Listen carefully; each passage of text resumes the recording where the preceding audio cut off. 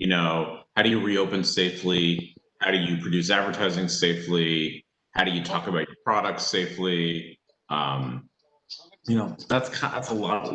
How do you unwind contracts that have become a problem? How do you figure out what to do with transactions that were put on hold? Like just something as simple as a movie sponsorship that was supposed to happen during the summer that now is going to happen next spring, and it doesn't make sense for the business's calendar, right? You had a summer promotion plan to go with a movie. It's not going to work next February. So how do you deal with that? So there's just a lot of that. I mean, I would say that so much, and then everything that we're working on in one way or another is by COVID. Whether it businesses don't have the money that they want to spend, or certain businesses are doing really well, and they're dealing with what that means, right? If you're a big disinfectant brand, your business is going gangbusters, and so you're thinking about growth and how to protect your brand and counterfeiters, and everything is touching COVID one way. So yeah, I agree. So, and my problem is that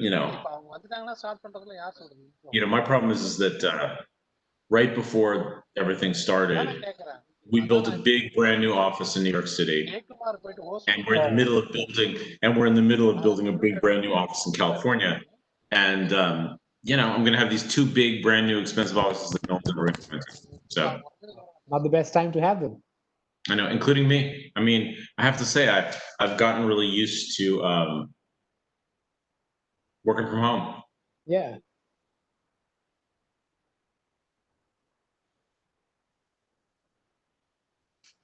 So, where did you study your law degree? In New York, at Columbia. Okay. So, I've been in New York a long time. And Narayan, where did you study your law degree? You're speaking, you're on mute. You're muted, yeah. Bangalore. Bangalore, okay.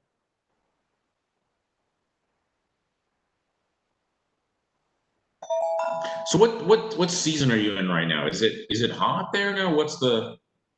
Depends on who you ask that question, because the seasons in India are like, depending upon who's sitting where. So I'm sitting a little bit up north in India. Narayan is in southern part of India. So where I see right now, it is hot. So we are, I think in your terms, we are like 100 plus Fahrenheit. So, and Bangalore will be pleasant, I guess, right now. It will be more like 80, I think. So I'm in Chennai. So Chennai, we always say that you have hotter, hottest. That's our weather condition. Now it's better because it's just 33 degrees centigrade.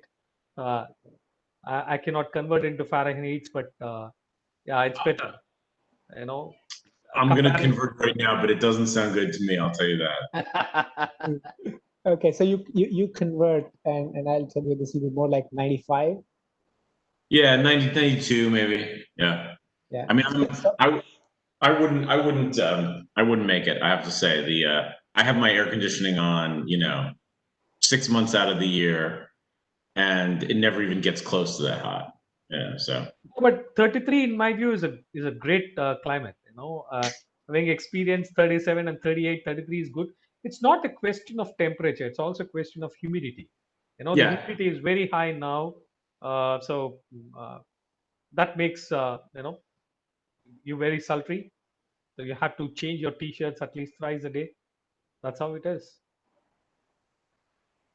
Yeah, you get used to whatever.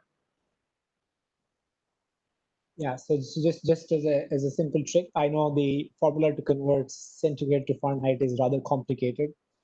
It is F-32 equal to 5/9 of centigrade, which is complex. So the simple trick I've learned is that you take the centigrade, multiply by 2, add 30, you will be in ±4. So multiply by 2 and add 30. Yeah, you will be in ±4. So if I Wow, very good. That's a good trick. I already learned something on this panel. That's good. I was prepared to learn things, but that was a good one. Akhilesh is a consultant and he proves it. No, I'm not doing it. I just think, because my world is so global. I run the global cyber business, and one thing which I have to get conditioned all the time is, when you're talking to folks in the US versus in Canada, the world changes, and how to deal with, even with the Italians and French, the world changes. So I'm just, yeah, trying to not look odd, so I keep picking some of these aspects, and it works for me. That's funny. Well, yeah. So on the conversation part, Akhilesh, what I would do is I will just take 2-3 minutes to explain the industry situation and what steps that we take, very rudimentary, basic aspects, and Okay. I leave the rest to the experts like you and Jeffrey and Napine to handle. Yeah, so the way I would do it is that I will do literally a 2 or 3 minutes of context to say, Hi, Napine. Napine has joined. Yeah. hi. Okay, Napina, you're on mute. If you're saying some pearls of wisdom. Okay, Napina, can you unmute yourself? This tests your audio. We can't hear you yet. Too many pop-ups here. Okay. Yep, got you. Now we can hear you. Okay. So the way I was doing that, I will just do about 2 or 3 minutes of opening situation. And after that, I'll hand it to Narayanan to talk about because this whole event is by CII or Connect, which is largely targeted towards IT industry. So I'll request him to give a perspective of how the industry is dealing with some of these challenges. So I think, Narayan, you said that it will take about 3 to 5 minutes to provide that perspective. Not more than 2 to 3 minutes. 2 to 3 minutes. Okay. And after that, I will come to Nafina, you to say, how do you think the industry should solve for it? Because, there are all these challenges that they're doing. Should what? Solve for it. So how do you think, what are some of these things which one should find a way to manage? Because, it's No, what? regulatory. And what? Solve for what? That's what I'm asking again. Solve for what? Because then I don't have a context to relate it to. I think you're continuing a conversation which was going on before I joined. No, so we will not. Solve what? Solve what? I could ask Yeah, for some solve what the industry issues Narayan is going to talk about. Oh, whatever he talks about, you want it to be open-ended. Okay. Yeah, unless you want to keep it. No, I will put it slightly different. What I'm going to talk about is what are all the steps that we are taking to mitigate the risks. Okay, and then maybe you can talk about what is the legal risk, and more particularly in the context of India, what the evolving law, what are all the things that we need to be mindful of, how we can mitigate those risks, what consequences we have, something of that sort. So again, my only question was, and all of this is with respect to data protection and privacy. Absolutely. Yeah, that's what I was asking, because that's the part you must have already discussed. So I didn't hear those two magic words after I joined. That's why it's not an issue. Yeah, fine.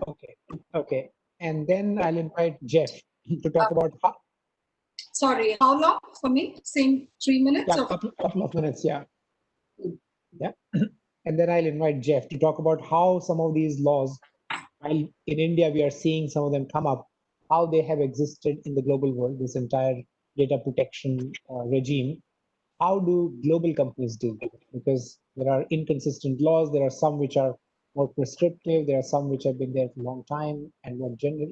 There are some which are relating to a particular industry. So, for example, the US sector approach around that. So how the global companies deal with it when they work across different continents and countries. So that we do as the first pass.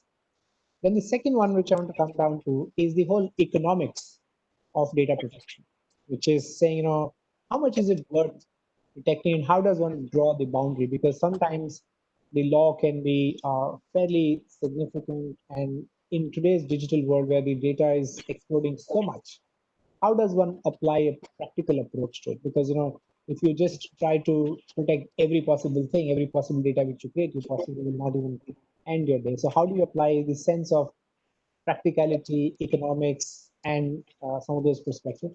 Now, I'll keep it general, so whoever wants to take a pick on this one, happy to take that, and that could generate some thoughts in terms of some of these challenges we deal with. Then I do want to pick up the topic about regulation versus self-regulation, which is important because while in India we do have a regulation in some shape and form, the IT Act, Section 43 talks a little bit about it, and we are hoping for a big data protection to come. Right now there is nothing in between. So and I know the Data Security Council of India is created some sort of self-regulatory model for industry to adopt. What are the pros and cons of that? And I know from Jeff's experience of applying this in the advertising regime in the US and other places, the strong self-regulation, does it help? Is it effective? How does that go around that area? And the other thing which I want to time permitting, because we will have a lot of time going into each of these areas, is what does it do to the customer trust when we have breaches? So when the because in this today's world, however hard we try, we will have an incident, we'll have a breach, something. What does one do at that point in time to restore customer trust? What steps one should take to relating to an incident, both legal as well as the practical side? So those are the 3-4 dimensions I want to capture. Does that sound okay? Sounds great. Sounds good. Napinai? All good.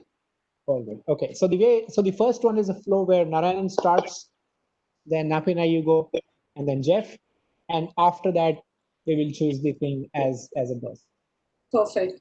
So one question I had was, do we also do interventions and after someone else finishes, or Yeah, wait sure. Yeah, absolutely. Mention short, but just Yeah. to, in case there is a point or addition Absolutely. or a contrapoint. That's it. Yeah, absolutely. In fact, I would love to have contrapoints because there is never a one way answer. Be careful what you ask for. You may actually get it. No. I love it because see, when everybody agrees to something, that means it's not worth knowing. That everybody knows it already. So in fact, on the panel, I hate when somebody says, obviously, I agree. Those are boring panels. So how can we all agree to one thing? It's complicated subject. Okay, I hope. Say I agree and bring in the but. Yeah, that's what my boss used to do, and I never liked him. So I hope. I used to say that you agree with everything, but still we don't get it. So, Mr. Akhilesh, you can start the conversation now. Hold on. Oh, so let me know when we are going live. Oh, it's done now. We can move on now. So will you give me a cue once we are live? No, now it's live. You can carry on now. Oh, okay. That was an interesting transition from a green room to a blue room. Hi, good morning, good afternoon, good evening, good day to everyone, wherever you are. I'm privileged to have here a wonderful set of panelists with me. Napinai, who's the lawyer in the Supreme Court and the founder of CyberSati. I have Narayanan, who's the General Counsel for Cognizant Technologies. And I also have Jeff, who is the chairman of Global Advertising Lawyers Association and also managing director of the law firm which he spends more time in. My name is Akhilesh. I'm a partner with KPMG, responsible for running the cybersecurity consulting business for KPMG Global. I'm truly delighted to have all of you here today listening about the topic which is of utmost importance, significant value, and something which can make a lot and break a lot. So the topic for today's discussion is around ethics and trust in data, the concept around data privacy and protection. This topic can take many shapes and forms. We would like to focus on what are some of those regulatory aspects with respect to protecting data and protecting data not of all types, but typically what is known as personally identifiable information. in the world of cybersecurity and data protection, which I've lived in many, many years, one has picked up a number of areas. But what I would say that all the knowledge I had acquired for several years then has generally gone significant change. What I learned 10 years ago may not be relevant today. The kind of regulation which we used to deal with a decade ago may not be practical, given the whole thing is all on cloud. The information once created is almost impossible to destroy. And once you say something, you really can't take back your words. And that applies to our personal lives. I wish I could do that with my spouse. I'm happy here to talk about an interesting subject, but I also tell you I'm super unhappy because this is the second time in my life when I've been surrounded by lawyers. The first time was one when I went in for a testimony. Unfortunately, I can't tell you anything about it because I was under oath in the United States of America, and I certainly can't tell you more about it, but I was surrounded by the lawyers there to help me with the testimony. And the only thing that they kept telling me saying, Akhilesh, shut up. So with that, I will hopefully think that my session today goes better than that shut up. I hope these battery of legal experts, the lawyers will make their point, but also let me speak a little bit. But I would like to try my luck today with a little bit of airtime. But of course, we would like to hear a lot more from people like Jeff, Nafinay, and Narayan today. So without much ado, I would like to start with my first question, given that many of you from the industry in dealing with these issues of data protection. And Narayanan lives with it every single day. So Narayanan, my question to you is that what are the kind of steps you are taking as an organization or as an industry expert to deal with the issue of data protection in an IT industry? Hey, greetings to everyone, and thank you for this opportunity, CII. Once again, Akhilesh, as a lawyer, I'm not practicing now, so don't worry. I'll never give you a hard time.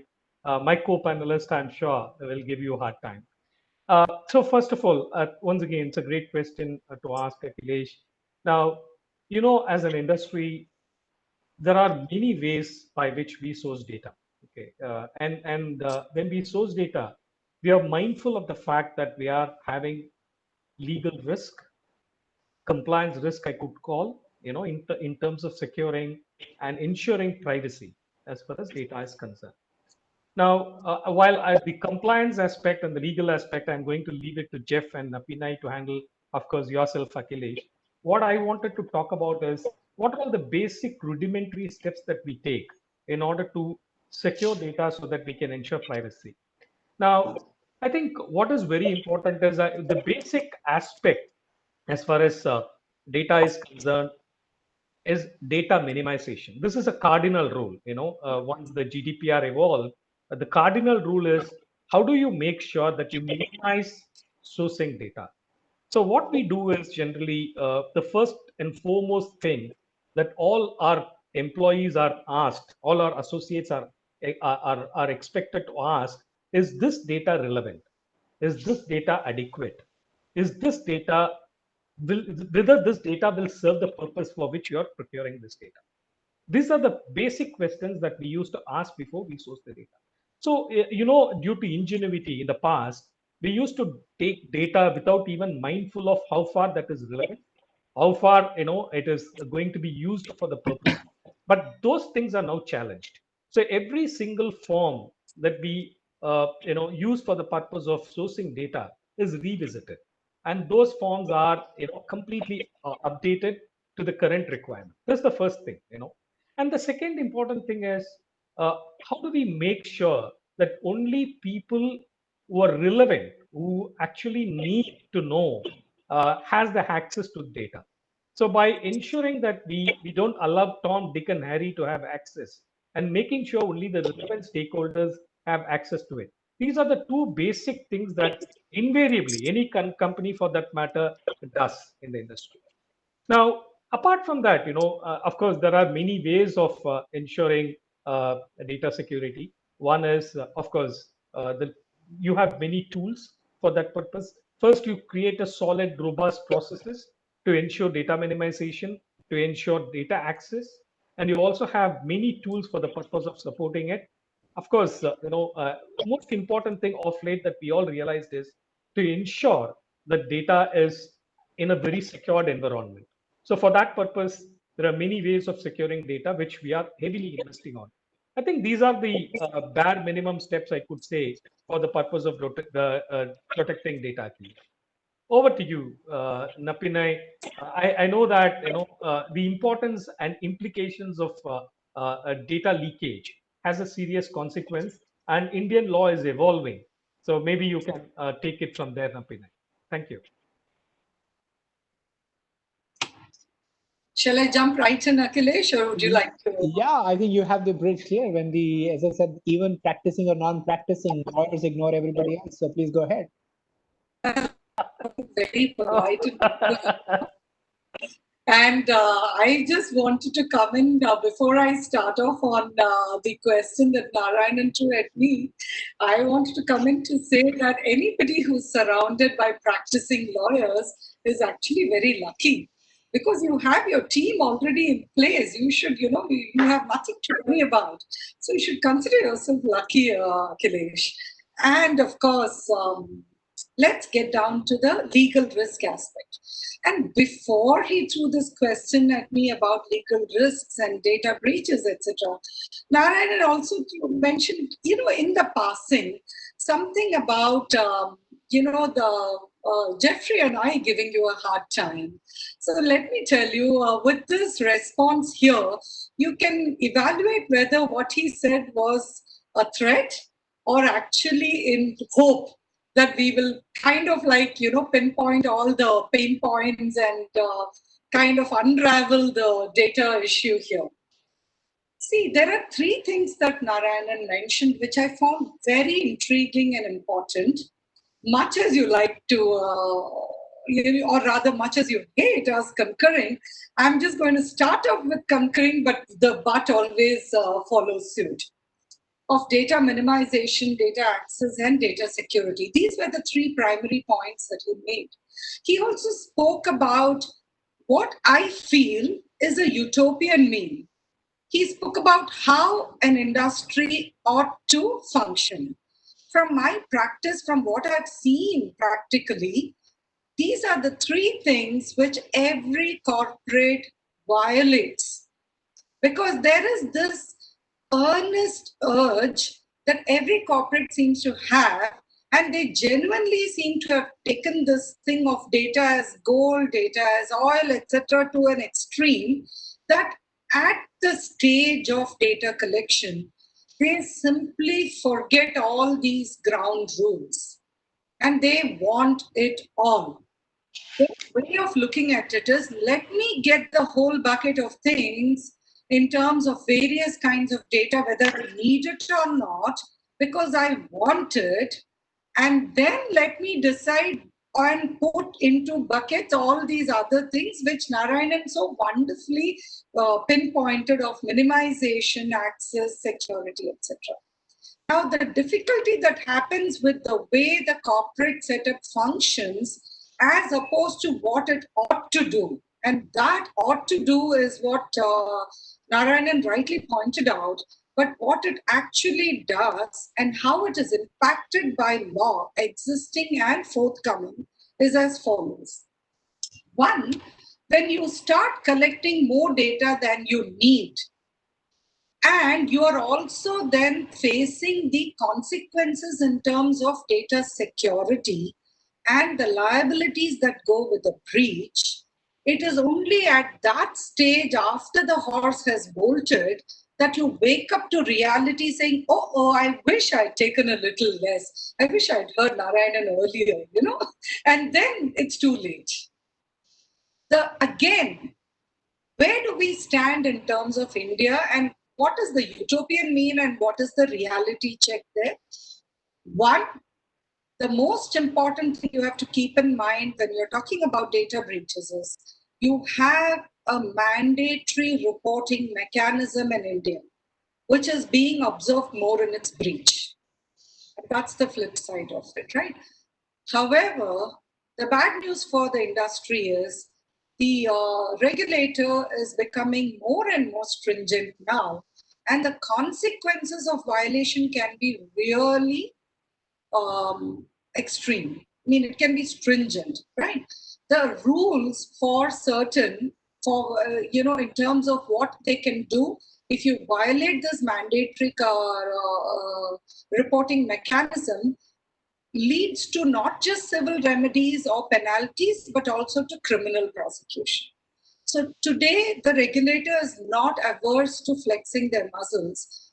Therefore, the issue of deciding at the earliest possible time in terms of need versus want seems to have come up. With respect to the other issues, where we stand today, to quickly sum up on this, is where we stand today, we do have data protection provisions. Anybody who believes data protection is only something to worry about in the future, anyone who believes that they are only complying for the sake of GDPR or something else is sadly mistaken. We may have minimalistic provisions, but we nevertheless do have it in the form of just one provision for compliance and one for criminal prosecution. So under Compliance 43A, you have rules framed which effectively borrow from the 8 data principles. So therefore, as far as a body corporate is concerned, they do have to follow the basics which we have grown up with in terms of data protection, the 8 data principles. And in that, it starts off with purpose and purpose limitation, etc. What GDPR did and what the proposed data protection legislation that is pending for India is concerned is, they are trying to define what is the purpose limitation. They are trying to define what are the parameters which you can apply in terms of data minimization. So today, where the corporates stand is, one, they need to transition from a want scenario to a need scenario, which is a very difficult thing to do. Once you've been spoiled and you've gotten used to something, it's very difficult to pull back. But here is a time they have to do it for their own sake, not for just for the sake of the data principles. The second thing is, in terms of checks and balances, they will have to put in place these aspects as a preemptive measure and effectively have a resilience or a bounce back mechanism and also a fallback for them, because we'll have to assume breaches are going to be inevitable.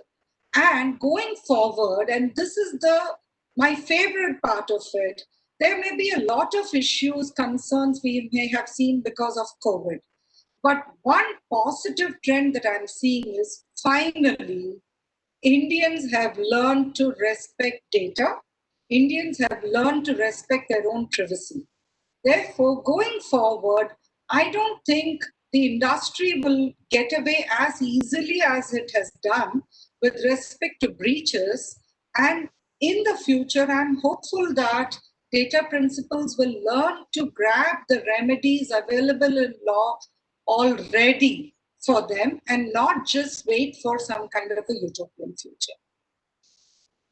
Thank you. Thank you so much, Shafin. I do want to make sure that I don't spend much time between everybody and Jeff, who we're all quietly waiting for. Thank you so much for your remark. I love the part which you said that we are not at the current stage where there is no law. There is current existing law, which does take care of in a simplistic yet, I would say, reasonably comprehensive manner, which you alluded to on Section 43A. And I think you also wanted to make reference to the Section 66 of hacking, over which you can run into if you go into trouble. So I hope everybody... 72A is the equivalent for data protection. Yeah. So thank you so much. Jeff, you've been working with lots of global corporations, and the privacy law, if at all, has been less consistent around the world because they follow the principles of state governance in some of those areas, whereas the data really does not follow the state boundaries. How do you think the global corporations are dealing with these privacy issues, which are not absolutely consistent around the world? Well, great question, and it is so great to be here with all of you. It's such an interesting conversation, and I'm so interested to learn from all of you and hear what you're saying and thinking.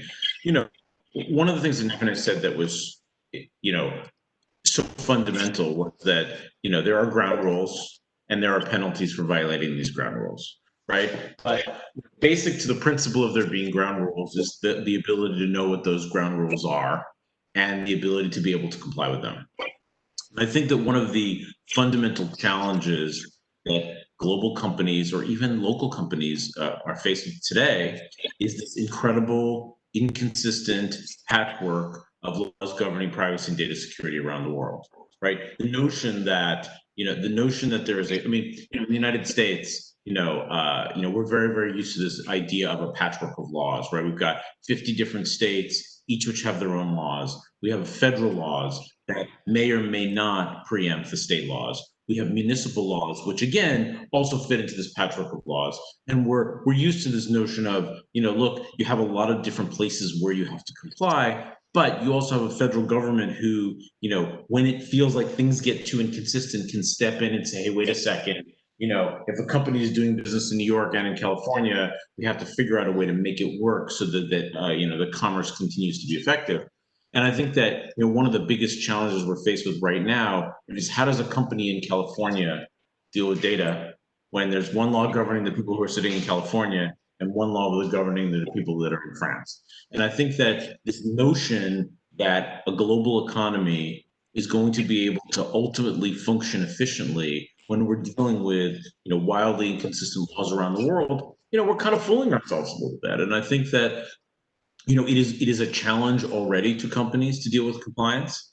It is a challenge to deal with not only the compliance, but the evolving set of laws that continue to change, that continue to require, after GDPR, everything we had to do to bring ourselves in compliance. And then after CCPA in California, again, we went through a whole thing and renegotiated all our contracts again. This is, while there are very, very important principles at stake here and important issues that we have to deal with, the lack of ability the lack of us, on a global scale to think about this on a global scale and really think about harmonization. This is not just limited to issues related to privacy. In all of the areas, so many areas we deal with in legal. Think of intellectual property laws, right? In one country, your trademark is protected. In another trademark, someone can steal your trade. In another country, someone can steal your trademark and they're protected. And then in another country after that, you're not allowed to use your trademark at all, right? And so there are these incredible challenges to companies acting, working and acting effectively. And I think that this is something we are really going to have to wrestle with. The Global Advertising Lawyers Alliance, we just completed a project the last several months where we did a sort of the first guide to global privacy affecting marketers. And it's this, I meant to bring it with me and hold it up. It's this 2-volume set of books that tries to articulate in something like 90 countries around the world, what are the laws that people need to comply with? And that can't be that it's a good solution, right? Data protection is a good solution. Figuring out how to deal with protecting people's information, making sure we don't collect more than is necessary, making sure we're transparent with consumers about what information is being collected and how it is being used, all very, very important. But when our resources are focused on going through the mechanics of compliance as opposed to the substance of protecting consumers, I worry that we're headed and focused in the wrong direction. Interesting thoughts, Jeff. I like the whole concept of how do you deal with some of these challenging global situations. One question which I always get asked by business leaders saying, how do you draw the balance between the cost of compliance versus the value it creates? Because we all know that many times regulatory compliance can be very important, necessary, and sometimes it could be a burden. Given the speed with which we are generating data, while Narayanan talked about the principle of data minimization, it's not been easy. And also the fact that it's so much cheaper these days to not just generate, but also store data, we actually end up storing a lot of data. So question to anybody who you'd like to take on is that, how do you draw the economic principle boundary and saying, how much is it worth protecting, or is it that you got to protect everything with the same lens? So maybe I'll take this question to some extent. I may not be in a position to throw light on the entire question that you have asked. In fact, I'll draw reference to what Napinay spoke.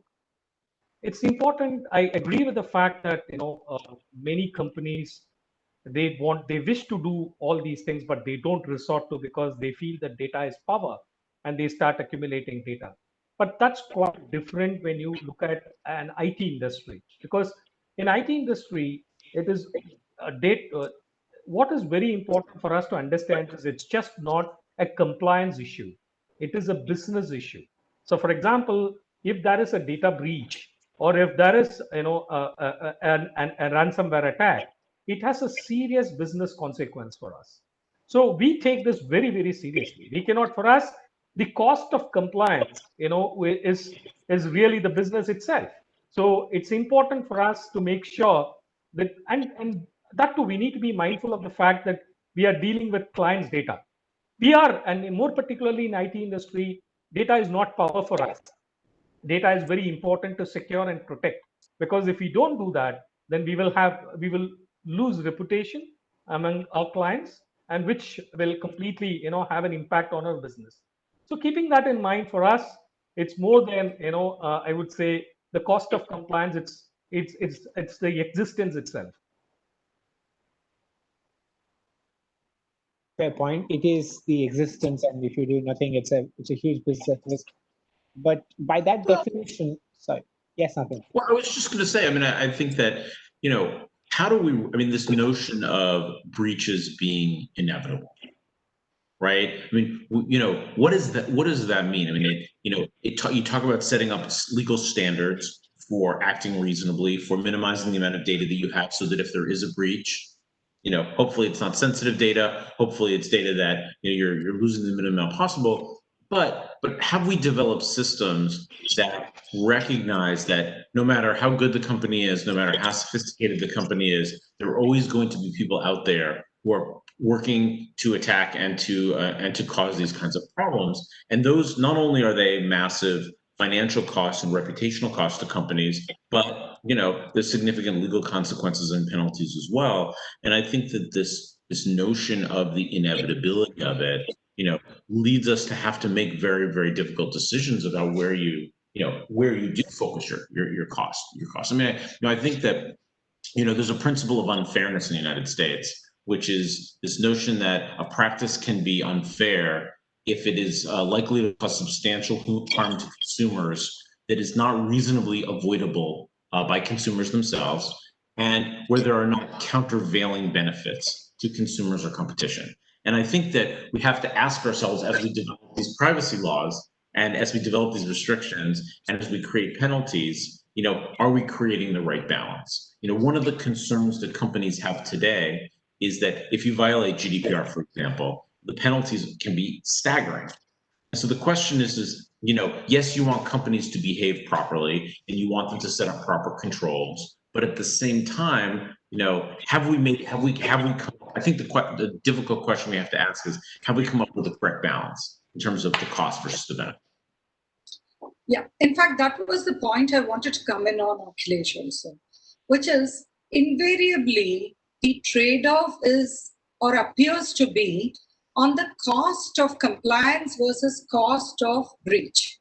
Or I would put it in a slightly different way. How effective is your enforcement in your particular jurisdiction, which is going to result in heavy damages or loss or claims against a violating company? That seems to be driving the scenario, rather than the cost of compliances versus value of compliance, the way you put it. The other thing which I wanted to point out is we are stopping with the narrative with respect to cost and value and fully ignoring values that a company's or an industry is expected to bring into it. And this is why I mentioned even in my earlier statement that most of the companies formulate their policies or structure them based on the internalization of their requirements rather than externalizing it to the data principle. And that is where the problem actually probably starts, because where the world or a regulation may believe the data principle is primary, that's not necessarily so from an industry perspective. I understand. I think that's all very valuable inputs. And it's never an easy answer for a business leader to say how much is good, but I understand that there are some guiding principles we can take. Let me just change track right now. While, Apina, you talked about that it's not that we don't have any laws in India, we do have some sort of basic and minimalistic coverage, and there's a one more comprehensive one hopes is coming for some time. But I wanted to ask this question. Maybe I'll start with Jeff because he lives in a country industry where there's a maturity of the self-regulation in certain industries. I know the IT industry in India also have been trying for some time to have self-regulation. So the question is, one, how easy or difficult they can be, because a regulation versus self-regulation, there's always a choice versus no choice, and how effective do they come out at the end? So Jeff, why don't you get your views, and then I'll open it to others. Well, I think that one of the lessons, the model of self-regulation in sort of for corporations in many ways tracks to the advertising industry first, right? Which is that self-regulation, whether it's the National Advertising Division in the United States, whether it's ASAs in Europe and CONARs in Latin America and other self-regulatory organizations around the world, what we have seen for decades is self-regulatory organizations being able to take the lead and being agile enough to address problems as they come up, but without the sort of politics associated with that kind of rulemaking and the burdens of what it takes to pass rules and things like that. And I think that one of the concerns that we have to think about today is in a world where technology is complicated, right? In a world where we're dealing with clients that do not understand the technology, where clients aren't good at communicating internally about, how does something work? If something as simple as, do you understand what data you're collecting so that you can figure out what to communicate to consumers about what data collecting? Even some basic questions like that are still a challenge. The question is are we really going to be in a place? Are we in a place and where governments can effectively pass laws quickly enough and then adapt them quickly enough to address changes in technology, changes in what we learn, changes in what's happening around the world, and thinking through all these issues. So, look, I'm a big proponent of, not creating rules that create unnecessary barriers to commerce, and that creating rules that on their face maybe provide protection to consumers, but maybe don't really provide that protection. I mean, I think a perfect example is, think about the beginning of privacy protection in the US. What was our solution?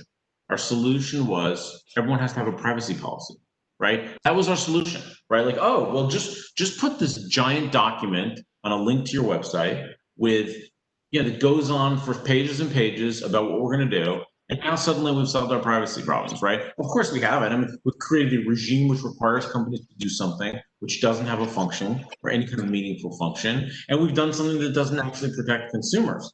And so, so I look at this and I take a step back and say, we need to, as much as possible, in a politics-free environment, right, be able to look at the problems and figure out what the best solutions are. And sometimes I think it's trial and error, and sometimes I think it's industry partnering with government, partnering with NGOs, partnering with other countries, and asking really difficult questions about, what are the best ways to solve this locally, and what are the best ways to solve this across borders. So I'm a very, very big proponent of self-regulation. I mean, our experience in self-regulation and privacy has been very, very strong in the US. We've had a behavioral advertising, a self-regulatory organization, for example, for many, many years, which has been a very, very, very effective at, as the technology emerged, both creating rules and guidance and then adapting as time goes on and doing enforcement. And I think that these kinds of models can be very effective.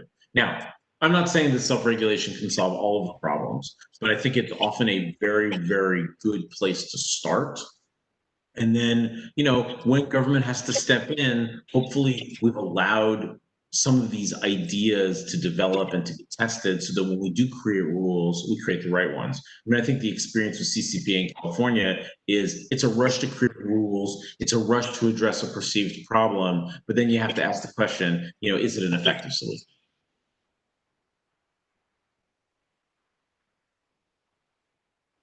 Sorry, I was speaking on mute. That's wonderful perspective.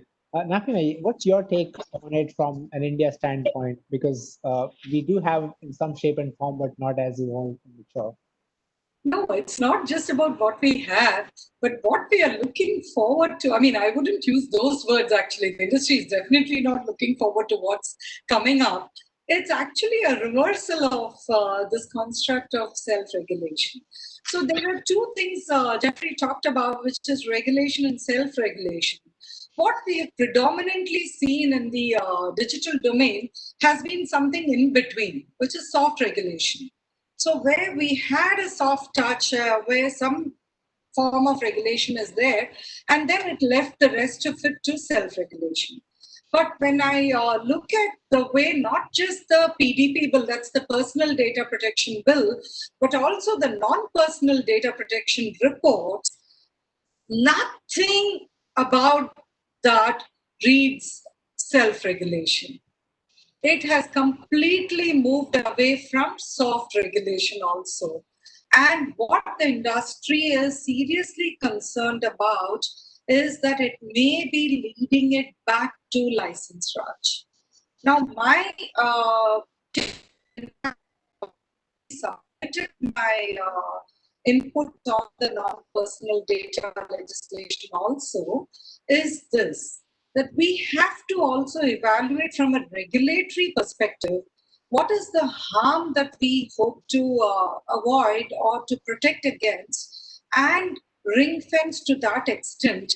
Otherwise, as Jeffrey pointed out earlier, we are going to just become a compliance industry then. And we are then definitely going to move away from conformance. And to put it in very simple terms, my biggest concern is we will simply become a tick mark industry. And that doesn't help anybody, least of all the data principles. And as you can see, I have always kept my focus fair and square on the individual and worked the environment around that, because otherwise we tend to forget the focus here. And from an industry perspective, as rightly pointed out, we are not here to create barriers or obstacles. I would say that any regulation, be it very stringent, soft, or self-regulatory, it has to be an enabler. And this has always been my mantra wherever I've spoken, where I've said that the world has changed today, perspectives have changed today, and law therefore also ought to change in terms of its perspective to become an enabler and not merely a persecutor or just a stumbling block. Interesting. I couldn't agree more with you in some ways. So I think it's the right thing. I'm very conscious of the time we have taken on this one. And to me, the time has flown like anything. I do want to address one last point, which I think is important in my view. So maybe brief for perspective from everybody on that. Let me start with Narayan, with you on this one. Irrespective of what we do and however hard we try, we do end up in incidents. So when we do have these data breaches, either knowingly, unknowingly, reported, unreported, what is some of these learnings you've had with respect to how do you manage customer trust when there's a breach? So there are three important things here, Akhilesh. One is, you need to be transparent to the customer as quick as you identify the incident.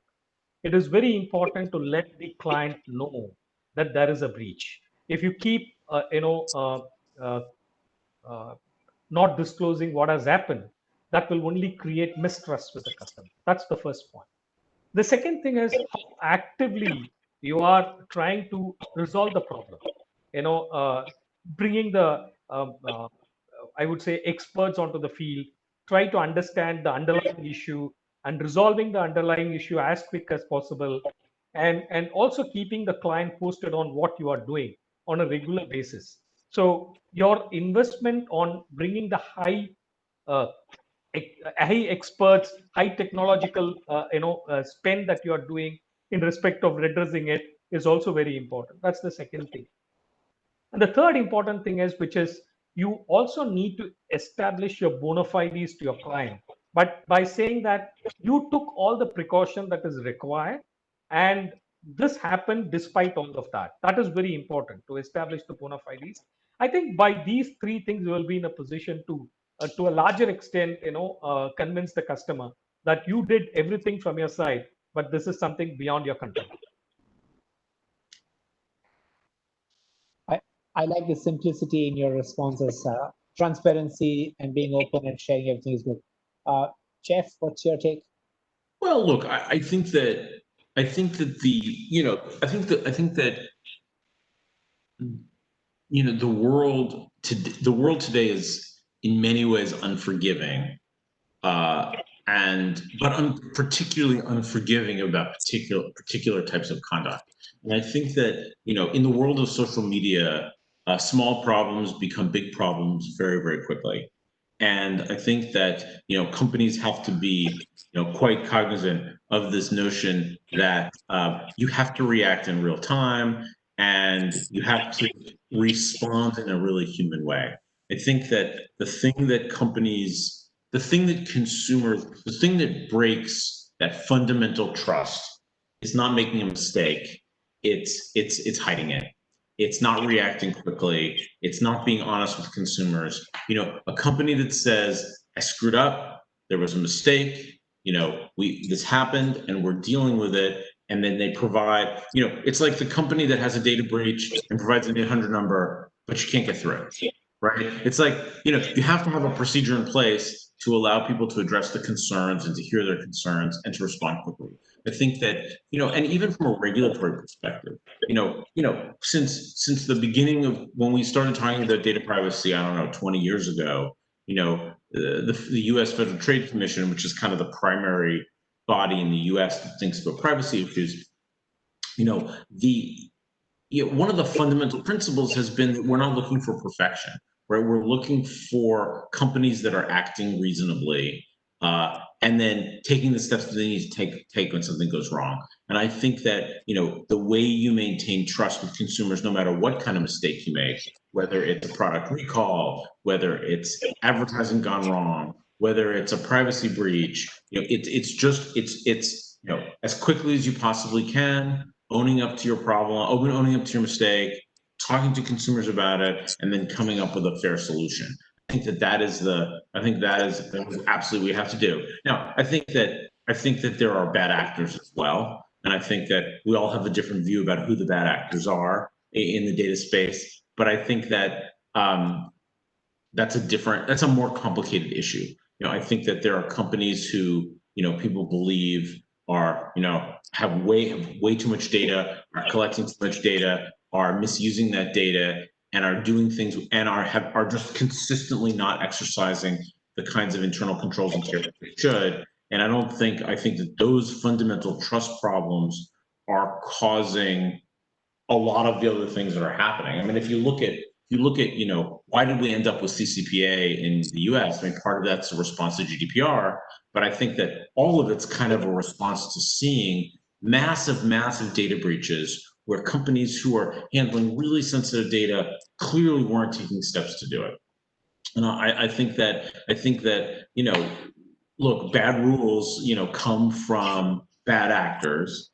But at the same time, I think that fundamentally for good actors today, you know, you show that you're taking the steps that you need to take and then you own up to it. I mean, I think that companies that have a typical data breach and the company's acting responsibly and they respond appropriately to consumers and they properly notify and they have procedures in place to do it, I don't think it causes lasting damage to the brand. You know, a car company that has a recall, that deals with it properly, the next year they're still selling cars and people are driving them on the road. I think it's true with privacy. I think the lasting damage comes from when the privacy breach or other privacy incident leads to a fundamental understanding about what type of company it really is.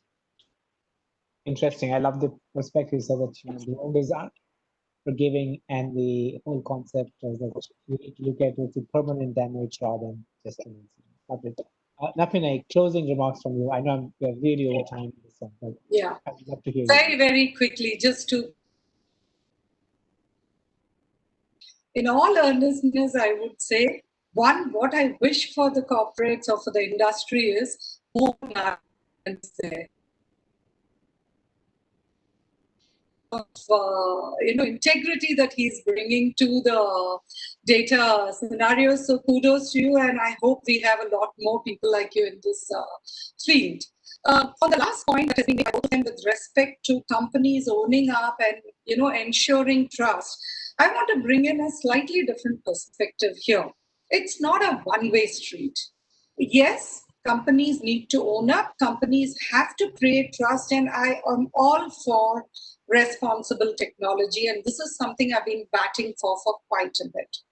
But for the companies to do that, for industry to follow this trust factor, it has to be enabled, and that can come only when governments also play a supporting role. So here I would actually urge governments to create the same kind of trust, the same kind of enabling mechanism for industry. And for that, what is it that we need?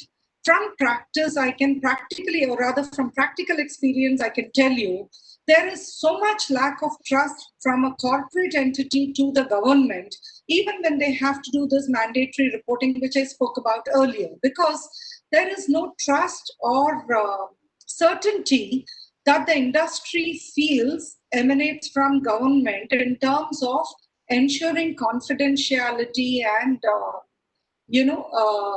maintaining that trust, in terms of the data that is being shared, in terms of the information that is being shared. So what is the responsibility that is mulcted with a government or a system is one of the questions that always comes up. So when legislations are being drafted, I would really want this balance where governments also own responsibility to the industry in the same way that they expect responsibility from the industry. So that's point. The second aspect is we need certainty in terms of enforcement of law also. I already spoke about how we have not had enough enforcement to make law more than just a paper tiger. But on the flip side, there has to be certainty and uniformity in the way the law is enforced. We cannot have uncertainty in an industry. An industry cannot come into India and grow with no assurance of what it is going to be. It can't have the rug pulled from under. Again, is a role that governments have to take very seriously. Because when you look at both sides of the coin, only when both match, we are going to have a utopian mean. If it is just going to be something which we are going to keep asking for from the industry, but not contributing to helping them achieve that mean, then it is not going to happen. So I would really urge for this balance where industry is responsible, but so is the government and the systems. I love that positive note. It's a two-way street, not one way, but I like even more lovely note which you said that we all need more of Narayanans. I'm very happy to hear those. So Narayanan, you've done an immensely valuable job, and I'm sure I really like the comment which you made about being honest, ethical, open, and transparent.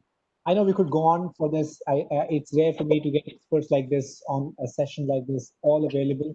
Thank you so much for what you've done. Truly delighted. I wouldn't even attempt to summarize because we have covered so many topics, so much of depth. What I liked working with lawyers, as I said, I said that while they keep me shut up, that's for my own safety. But I think the way you are able to bring depth and color to a conversation in the shortest possible time. So I do look forward to another session with people like you. But till then, thank you very much. I hope all of you enjoyed as much as I did. I truly enjoyed. Thank you all my panelists, and thank you everyone for watching. Have a good day. Thank you. Thank you, panelists. We'll move on to the next session.